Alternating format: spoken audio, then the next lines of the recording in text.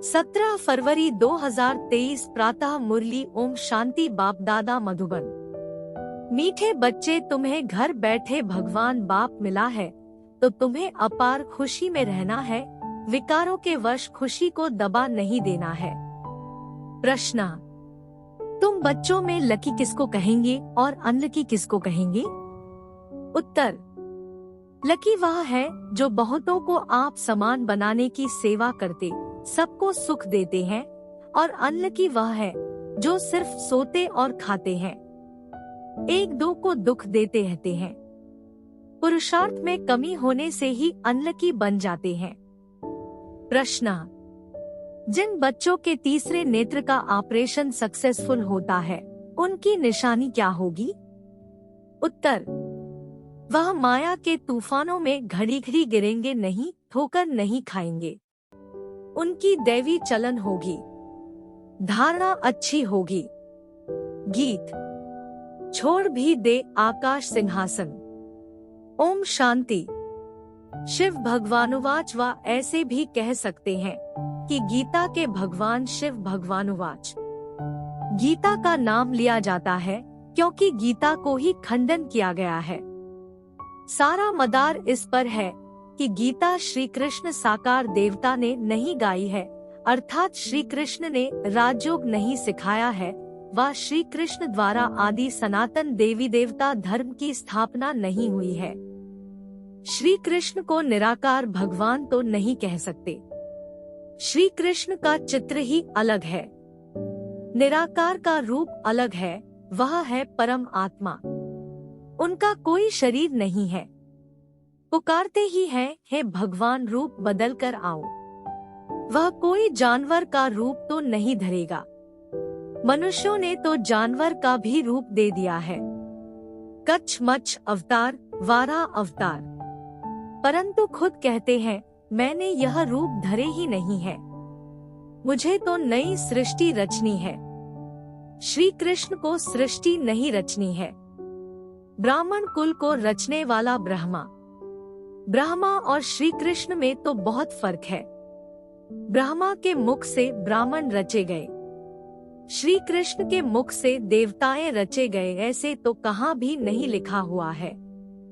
अभी तुम बच्चे जानते हो दुनिया में ऐसा कोई नहीं जिसकी बुद्धि में यह हो कि निराकार परमात्मा साकार में आकर आत्माओं को ज्ञान देते हैं। ज्ञान लेने वाली भी आत्मा है तो देने वाली भी आत्मा है। अब आधा कल्प से भिन्न भिन्न रूप से माता पिता, गुरु गोसाई आदि सब देहधारी एक दो को कुछ न कुछ मत देते आए हैं। अभी इस समय त्वमेव माताश्च पिता पर समझाया जाता है।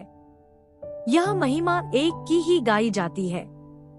बाप कहते हैं तुम्हारे जो भी लौकिक माँ बाप बंधु गुरु गोसाई है, इन सभी की मत को छोड़ो।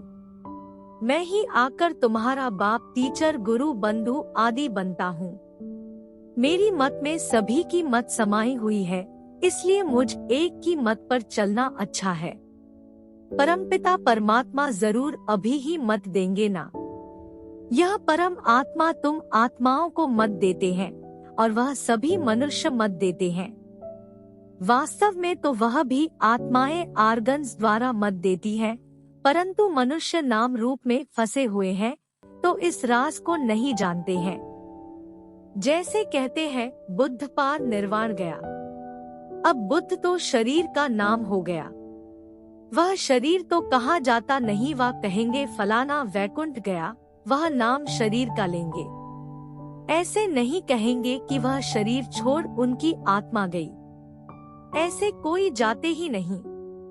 तुम समझते हो आत्मा को ही स्वर्ग में जाना है। आत्मा कोई स्वर्ग से यहाँ नहीं आती, आते सब परमधाम से हैं। यह नॉलेज तुम बच्चों की बुद्धि में है। तुम जानते हो इस सृष्टि पर पहले देवी देवताओं की आत्माएं थी जिन्होंने सतयुग में पाठ बजाया। तुम्हारी बुद्धि में आत्मा और परमात्मा का पूरा परिचय है। भल तुम घड़ी घड़ी भूल जाते हो, देहाभिमान में आ जाते हो, पूरी रीति कोई से मेहनत होती नहीं। माया ऐसी है जो पुरुषार्थ करने नहीं देती, खुद भी सुस्त है, तो माया और ही सुस्त बना देती है। विश्व का मालिक खुद बैठ पढ़ाते हैं, जिसमें माता पिता, बंधु सखा, गुरु आदि सभी संबंधों की ताकत आ जाती है। यह महिमा है ही एक निराकार परमात्मा की, परंतु मनुष्य समझते नहीं। लक्ष्मी नारायण आदि सबके आगे जाकर महिमा गाते रहते हैं। तुम जानते हो हम आत्माएं 84 जन्मों का चक्र लगाकर आई है। अब यह अंतिम जन्म है। यह घड़ी घड़ी बुद्धि में याद रहना चाहिए। यह नॉलेज बड़ी खुशी की है। ऐसा बेहद का बाप स्वयं तुम बच्चों के और कोई को मिलता नहीं है।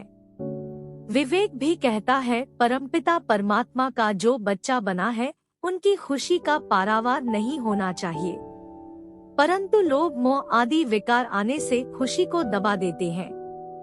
इन विकारों ने ही सारी दुनिया की खुशी को दबा दिया है। तुमको तो घर बैठे बाप आकर मिला है। भारत में आए हैं।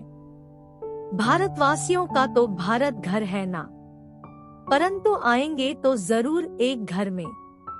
ऐसे तो नहीं घर घर में आएंगे, फिर तो सर्वव्यापी हो गया। वह आएंगे तो जरूर आकर पतितों को पावन बनाएंगे।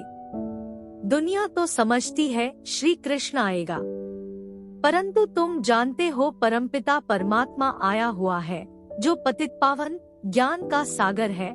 उनका नाम वास्तव में रुद्र है। यह बड़े से बड़ी भूल है।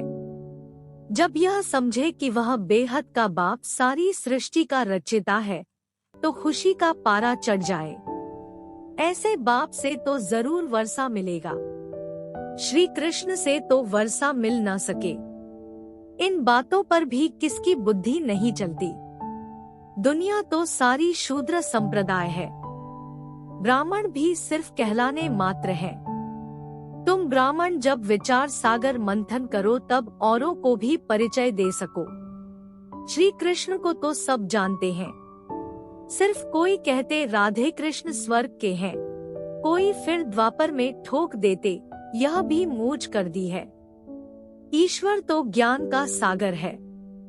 तुम ईश्वरीय संप्रदाय में ही ज्ञान आ सकता है। आसुरी संप्रदाय में ज्ञान कहाँ से आया? भल गाते भी है पतित पावन, परंतु अपने को पतित समझते नहीं। स्वर्ग को तो बिल्कुल जानते ही नहीं, सिर्फ नाम मात्र कहते हैं। यह भी नहीं समझते हैं कि देवताएं स्वर्गवासी हैं। तुम जब समझाते हो तब आंखें खुलती है। माया ने आंखें ही बंद कर दी है। प्राचीन भारत स्वर्ग था, लक्ष्मी नारायण का राज्य था, यह भी नहीं जानते। हम भी नहीं मानते थे। यह तो समझ सकते हैं कि अन्य धर्म तो बाद में आए हैं। देवताओं के समय यह धर्म नहीं थे, तो जरूर वहाँ सुख ही सुख होगा। बाप बच्चों को रचते ही है सुख के लिए, ऐसे नहीं सुख दुख दोनों देते हैं। लौकिक बाप भी बच्चा मांगता है तो उनको धन संपत्ति देने लिए, न कि दुख देने लिए। यह तो अभी हम समझाते हैं कि द्वापर से लेकर लौकिक बाप भी दुख ही देते आए हैं। सतयुग त्रेता में तो दुख नहीं देते। यहाँ माँ बाप प्यार तो बहुत करते हैं, परंतु उनको फिर काम कटारी नीचे डाल देते हैं, तो दुख आरंभ हो जाता है। सतयुग में तो ऐसे नहीं होता, वहाँ तो दुख की बात नहीं। यह बाप बैठ समझाते हैं। तुम्हारे में भी नंबरवार समझते हैं। तुम्हारा यह ज्ञान योग से ऑपरेशन हो रहा है, परंतु कोई का सक्सेसफुल होता है, कोई का नहीं होता है। जैसे आंखों का ऑपरेशन कराते हैं तो कोई की ठीक हो जाती है, कोई में थोड़ी खराबी रह जाती है, कोई की आंखें बिल्कुल खराब हो जाती है। तुमको भी अभी ज्ञान का तीसरा नेत्र मिल रहा है, तो बुद्धि रूपी नेत्र खुल जाता है, तो अच्छा पुरुषार्थ करने लग पड़ते हैं। कोई का पूरा नहीं खुलता है, धारणा नहीं होती, दैवी चलन भी नहीं होती। माया के तूफान में घड़ी घड़ी गिरते रहते हैं। एक तरफ है 21 जन्मों का सुख देने वाला उस्ताद, दूसरे तरफ है दुख देने वाला रावण। उसे भी उस्ताद कहेंगे। बाप कहते हैं, मैं तो कोई को दुख नहीं देता, मैं तो सुख देने वाला नामी ग्रामी हूँ। सतयुग त्रेता में सब सुखी है, सुख देने वाला और है। यह भी किसको पता नहीं है कि रावण राज्य कब आरंभ होता है। आधा कल्प राम राज्य, आधा कल्प रावण राज्य। यह है राम राज्य और रावण राज्य की कहानी। परंतु यह भी कोई की बुद्धि में मुश्किल बैठता है। कोई तो बिल्कुल जर्जरीभूत अवस्था में है, जो कुछ भी नहीं समझते। जितना मनुष्य बढ़ते हैं, उतना मैनर्स भी आते हैं। दबदबा रहता है। हमारा फिर गुप्त दबदबा है। आंतरिक नारायणी नशा चढ़ा होगा तो वर्णन भी करेंगे, औरों को समझाएंगे। यह पढ़ाई तो राजाओं का राजा बनाने वाली है। कांग्रेसी लोग तो राजाओं का नाम सुनकर गर्म हो जाते हैं, क्योंकि पिछाड़ी के राजाएं ऐशी बन गए थे। परंतु यह भूल गए हैं कि आदि सनातन देवी देवताएं राजा रानी थे। अभी तुम फिर बाप से शक्ति ले 21 पीढ़ी राज्य भाग्य लो। यह सत्य नारायण की कथा तो मशहूर है, परंतु विद्वान आचार्य भी नहीं जानते। गीता का कितना आडंबर बनाया है। लाखों सुनते हैं, परंतु समझते कुछ भी नहीं है।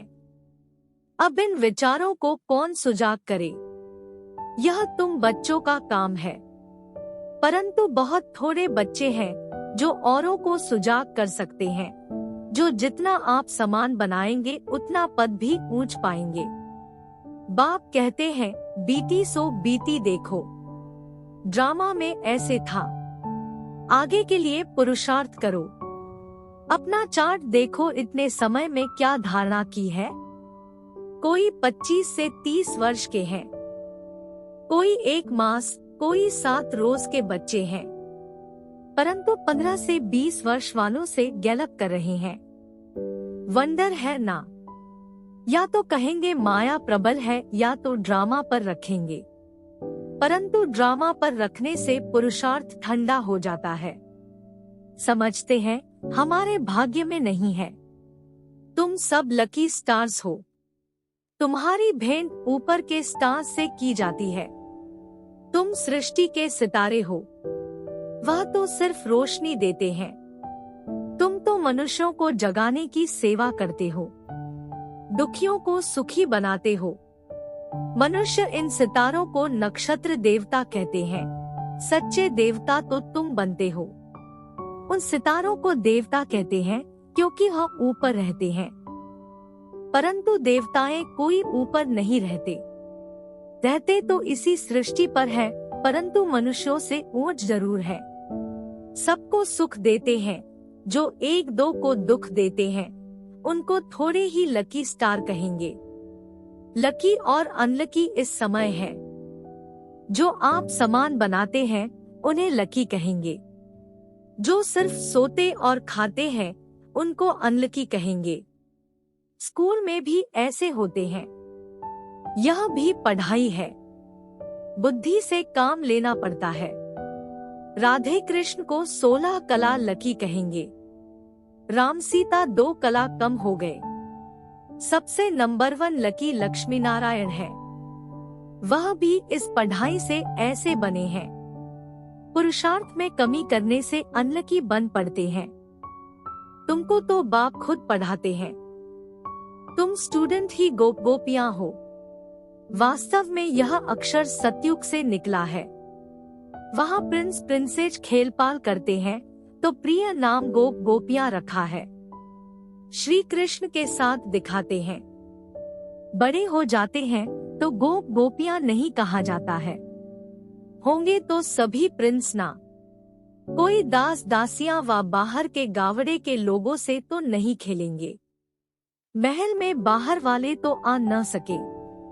श्री कृष्ण बाहर जमुना आदि पर नहीं जाते हैं। अपने महल में ही अंदर खेलते हैं। भागवत में तो कई फालतू बातें बैठ लिखी हैं। मटकी फोड़ी आदि है कुछ भी नहीं। वहाँ तो बड़े कायदे हैं। तो बाप कितना समझाते हैं, कहते हैं श्रीमत पर चलो, इस समय तुमको सुख ही सुख मिलता है। उनकी कितनी महिमा है। सबके दुख कैंसिल कराए सभी को सुख देते हैं। कहते हैं मामे कम याद करो। यह बाप आकर न पढ़ाते तो हम क्या पढ़ सकते? नहीं, यह मोस्ट लवली बाप है। सबसे अच्छी मत देते हैं, मनमना भव। मुझे याद करो, स्वर्ग को याद करो, चक्र को याद करो। इसमें सारा ज्ञान आ जाता है। वह तो सिर्फ विष्णु को स्वदर्शन चक्र दिखाते हैं, परंतु अर्थ का पता नहीं। हम अभी जानते हैं कि शंख है ज्ञान का, जो निराकार बाप देते हैं। विष्णु थोड़े ही देते हैं और देते हैं मनुष्यों को, जो फिर देवता अथवा विष्णु बनते हैं। कितना मीठा ज्ञान है। तो कितना खुशी से बाप को याद करना चाहिए। अच्छा, मीठे मीठे सिकीलधे ब्राह्मण कुल भूषण स्वदर्शन चक्रधारी बच्चों को याद प्यार, परंतु बच्चे स्वदर्शन चक्र चलाते बहुत थोड़ा है। कोई तो बिल्कुल नहीं फिराते। बाप तो रोज कहते हैं स्वदर्शन चक्रधारी बच्चे, यह भी आशीर्वाद मिलती है। अच्छा, मीठे मीठे रूहानी बच्चों को रूहानी बाप की नमस्ते। धारणा के लिए मुख्य सार। एक बाप की मत में बाप, टीचर, गुरु, बंधु आदि की सब मतें समाई हुई है, इसलिए उनकी मत पर ही चलना है, मनुष्य मत पर नहीं। 2, बीती को बीती कर पुरुषार्थ में गैलप करना है। ड्रामा कहकर ठंडा नहीं होना है। आप समान बनाने की सेवा करनी है। वरदान। शांति की शक्ति द्वारा सर्व को आकर्षित करने वाले मास्टर शांति देवा भाव। जैसे वाणी द्वारा सेवा करने का तरीका आ गया है, ऐसे अब शांति का तीर चलाओ। इस शांति की शक्ति द्वारा रेत में भी हरियाली कर सकते हो। कितना भी कड़ा पहाड़ हो उसमें भी पानी निकाल सकते हो। इस शांति की महान शक्ति को संकल्प, बोल और कर्म में प्रैक्टिकल लाओ तो मास्टर शांति देवा बन जाएंगे। फिर शांति की किरणें विश्व की सर्व आत्माओं को शांति के अनुभूति की तरफ आकर्षित करेंगी और आप शांति के चुंबक बन जाएंगे। स्लोगन। आत्माभिमानी स्थिति का व्रत धारण कर लो तो वृत्तियां परिवर्तन हो जाएंगी। कृपया आज की भोली पर लाइक, कमेंट और चैनल को सब्सक्राइब जरूर